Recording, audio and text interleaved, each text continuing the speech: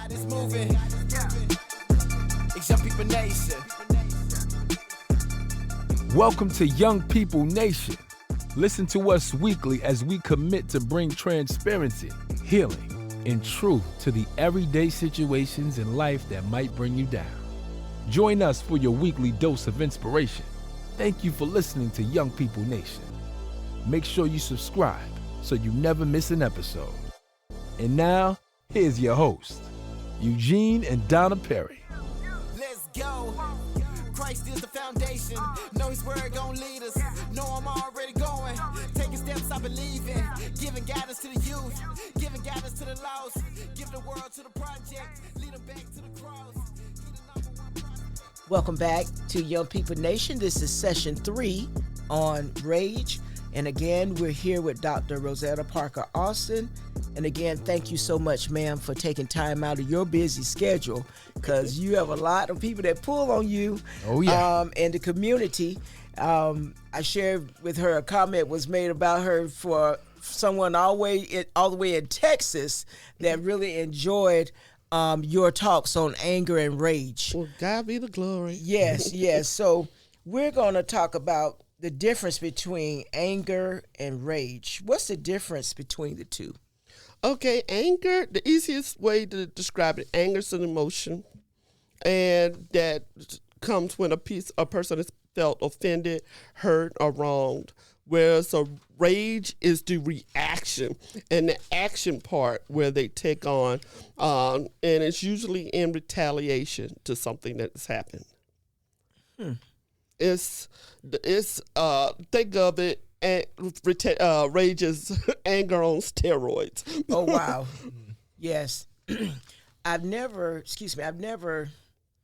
can't say after dissecting all that we've talked about, I've seen anger now.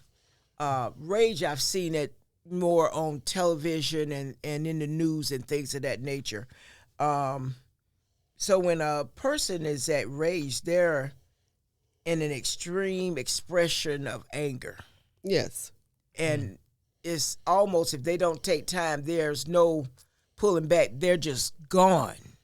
And it's like they have a person, when they're experiencing rage, whereas their anger, you can kind of, you notice it seems like you could talk them off the ledge. But then when a person's in rage, it seems like they're not hearing anything or they're not hearing anybody. That's because the chemicals and the endorphins and the behaviors are just taking their own path. Yes. That reminds me of ancient history. The Vikings used to call it the berserker, where they get out of control and fight. They keep fighting and not feeling no pain or nothing, and just keep going on with insanity to going forward. That's because of the cortisol and the adrenaline that's just kicking.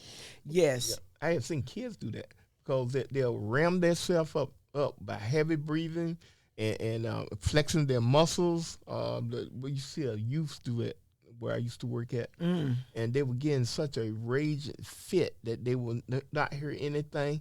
But the trick was to the breathing, as you were saying before, to fill their lungs with air to the point where they almost pass out, and then they just come fighting.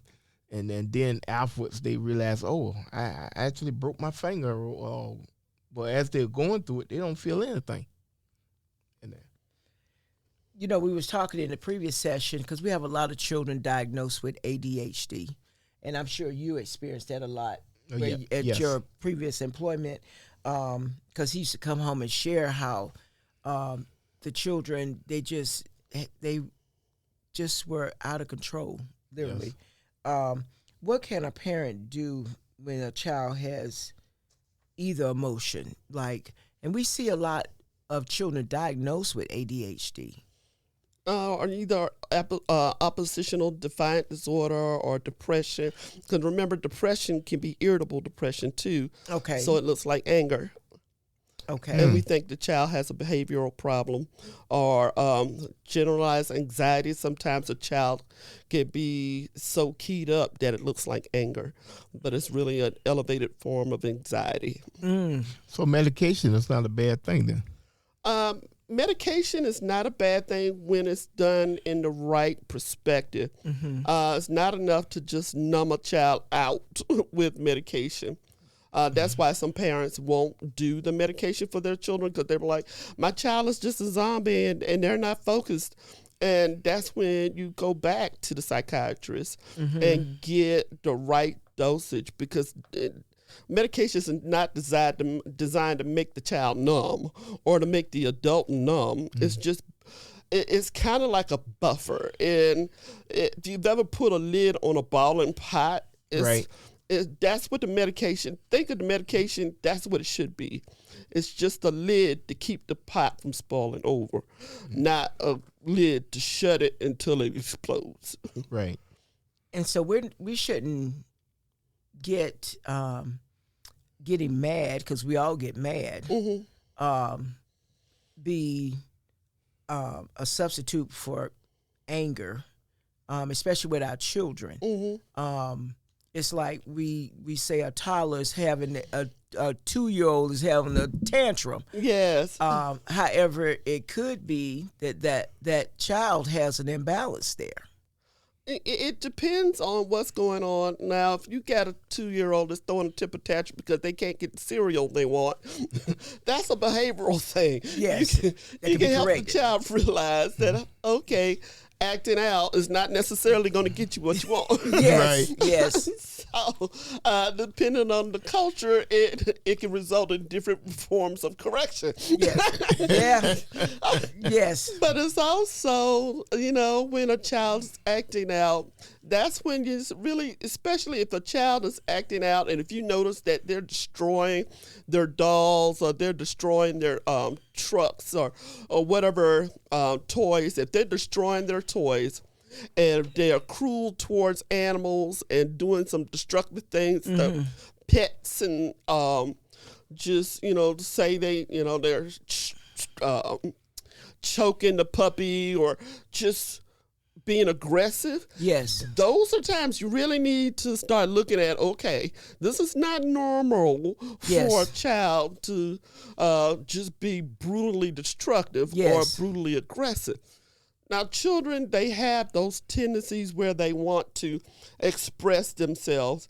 That's different. Yes. And so parents need to pay attention, but they also need to know they are not alone. So yes. When your child is going through those scenarios and situations, especially if the child is in the public school system, the parent can go to the school social worker or school. They have mechanisms in the school where you can have your child evaluated for free. So the parent doesn't have to pay for it if your child is in public school. And a lot of parents didn't even know that. I'm like, just work with the school and see if your child has some kind of disorder that needs to be addressed. So would they have to go through the counselor for that, or the nurse, or? They can go, just reach out to, some schools have a social worker, some schools have a counselor, some school has a liaison. Whatever it is, if you want to start with the principal is very knowledgeable. So go to the principal and begin to express what's going on. Don't wait till the child gets thrown out of school. Correct. Or have to go to a school for troubled children. A lot of interventions can be done and give the parent help without the parent thinking, I don't have the money for this. There are mechanisms in place where, society, we are prepared to help the kids if we just have engagement. Wow, that's valuable there, because a lot of people really don't know that. And listen to this, parents. It's in your school system, and we talked about this in our previous session with the bullying, and how we had a teacher and a counselor there. It's just what you're hearing it a second time. There are resources right there in your school. Exactly. For free. Yeah, got to make those PTA meetings. That's why we all paying taxes for school. Like you're paying property taxes. You're like, why school on my property taxes? I don't have any kids. You're helping. So what are some of the things that parents can do to help their child? As we've already mentioned about, you have the resources in school. We talked about paying attention. What are some other things that parents can do when their child has been even diagnosed with ADHD and these other behavioral diagnoses? A parent, you're your child's biggest advocate. And some of the things you could do is you could do like a memory board or a behavior board. You could either get those from the dollar store. It's like the whiteboard where you can write on it and erase it. Get one of those, put it on the refrigerator, and help the child begin to write out whatever's going on. They could draw a picture, they could erase it. And so you can use those mechanisms. You can help the child with the breathing exercises. You can help children do some take responsibilities for their behavioral outbursts. You set things in place to help a child with a routine. Children love routines. Yes. So if you could do something to help your child, what works best for your child, because your child might be one of the ones that will sit down and do the breathing, whereas your child is not necessarily going to do the breathing, but you could get them to draw if they like to draw. And so what works for your child, what routine works for your child, find that out to help your child deal with their anger and their rage or whatever their outbursts and their temper tantrums. Help them to realize when you're disappointed, when you're frustrated, that's not the time to act out. This is the time to say something. Yes. But we also have to be mindful that when the child does come to us, this is not the time to say, look, children are seen and not heard. Be quiet. I don't have time to listen to this, because then you have just undone everything you were trying to do. Yes. Oh, you are really open up a box right there, because you are actually challenge the parents to participate, to actually speak to their child in language that very seldom hear, the voice of authority and reason. And it's okay, especially if somebody says, I'm a single parent, I don't have time for all that. There are mentor groups that are out there that are willing to help single parents, whether it be a single dad or a single mom. There are groups like you got the 100 Men groups. You have a lot of fraternal organizations out there. There are a lot of men's church groups that are out there and women's church groups. There are a lot of groups that are willing to help, but you just have to let people in. Oh, yeah. Yes, and also, I wanted to touch on some things maybe some parents can look at, some of the causes and triggers for a child that's operating in anger. Let's deal with the anger before it go to the rage. What are some of the triggers that parents can watch out for? They can watch out for the frustration because one of the things I teach when a parent is asking their child, say, hey, little Johnny, little Sally, is everything okay at school? Look your child directly in the eyes because their pupils are going to change if they're lying. Pupils are a lie detector. So that was free. Yes. And so start paying attention to the pupils. Look, that's why you have to look them directly in the eye. The pupils start fluctuating. You'll learn. Ask yourself something true, and then notice how their pupils respond. Ask your child something that you know is a lie, and notice how their people respond. So when you do ask little Johnny or little Sally about what's going on, you have learned how their pupils are going to respond when they are telling you a story or whether they're telling you Good truth. information, parents. Yes. Ask them, especially children, even as young as elementary school, ask them, are you drinking? Oh, yeah. Wow. Oh, yeah. Because a lot of times we think a child is in elementary school, they're not drinking. You'll be surprised at what children are putting in these water bottles or metal containers to bring to school.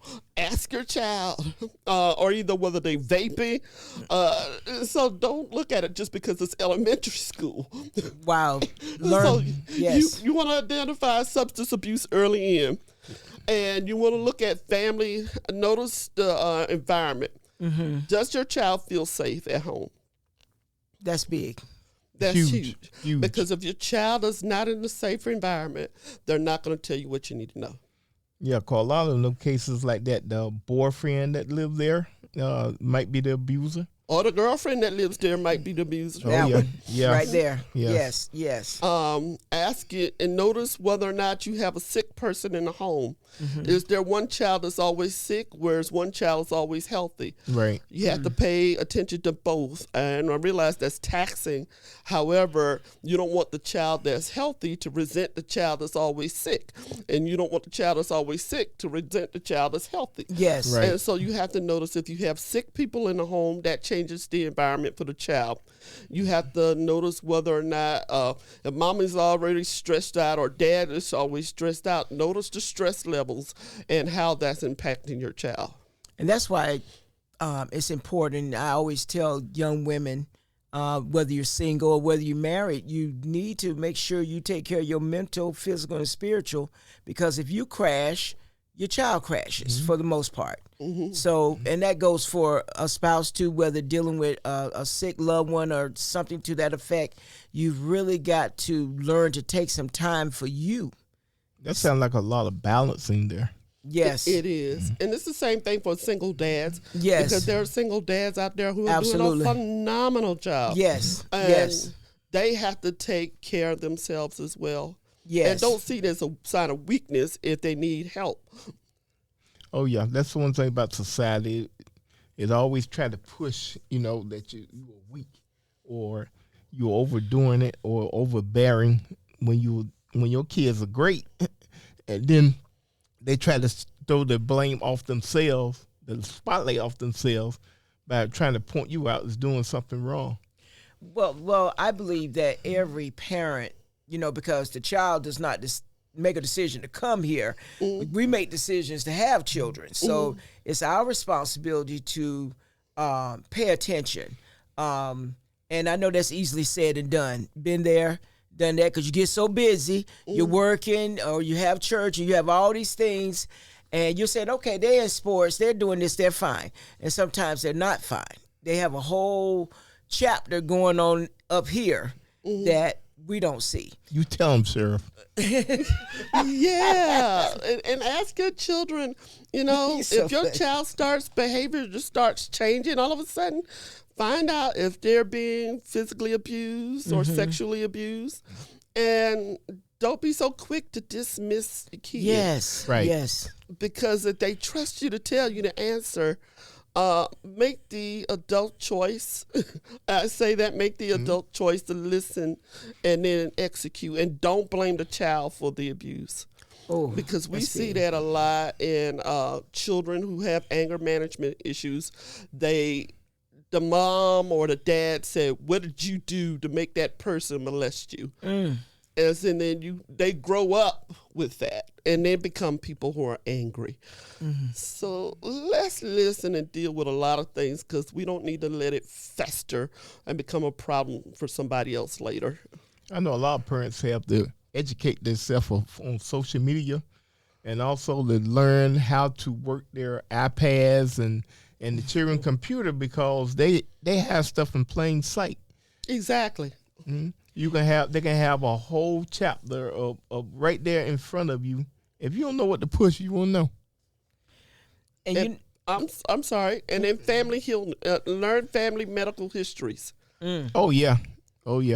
That could be key. And don't just assume because you grew up in an African-American home that ask the questions, because the family history might look a little different.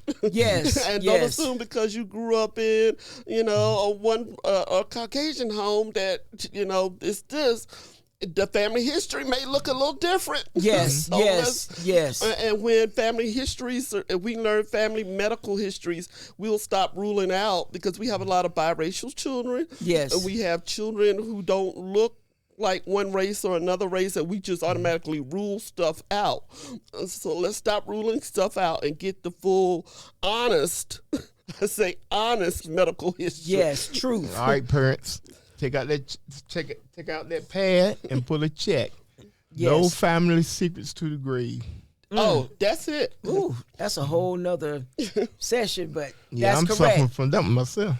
Yeah, yes. That could be the root of some anger. Yes. yeah. Those family histories and secrets. Yes, yes. Thank you for sharing that, baby, because that's big.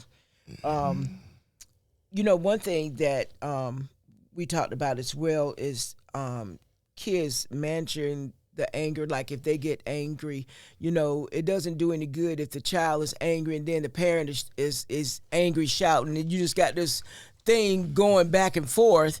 It's good to let the child calm down. Yes. And then talk with them. Like I love the way my daughter talks to her son about, okay, she's very hands-on with him, teaching him about his feelings and things of that nature. So that's important to let them know that their feelings are valid.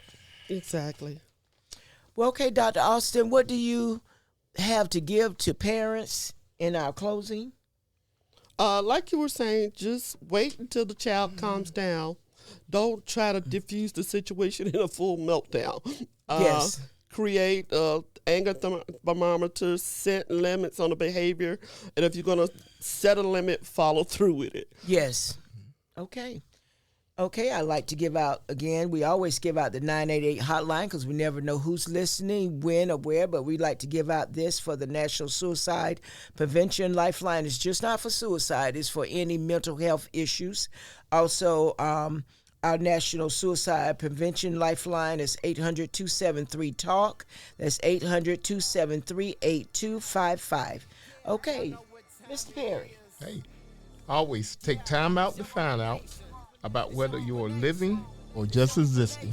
This has been Young People Nation, and remember, there's always hope. Let's go. Christ is the foundation. Know his word gon' lead us. Know I'm already going. Taking steps I believe in. Giving guidance to the youth. Giving guidance to the lost. Give the world to the project. Lead them back to the cross. He the number one prospect. He the top boss. I was broke, I was empty. He the one that paid the cost. Really thought that I was cool. There was nothing like the Savior. Now it's time for the truth. The whole world been waiting. It's Young People Nation. It's Young People Nation. It's Young People Nation. It's Young People Nation. It's Young People Nation. It's Young People Nation. It's Young People Nation. The whole world been waiting. Whatever you going through, I know what he gonna do. Don't matter the circumstance, we going back to the root. Keep going, keep going. Let that seed keep growing. You need peace and we know it. Now it's time to live holy. Young People Nation. You know what time it is. Young People Nation. Get ready, the time is here. Get ready, we vibing here. We about to let God in here. Young People Nation. It's Young People Nation. Yeah, do it for the heavens, you know where we going. Influenced by his love, you know we gotta show it. It's time to put the youth onto what God is doing. Cause I can tell you now, right now, that God is moving. It's Young People Nation.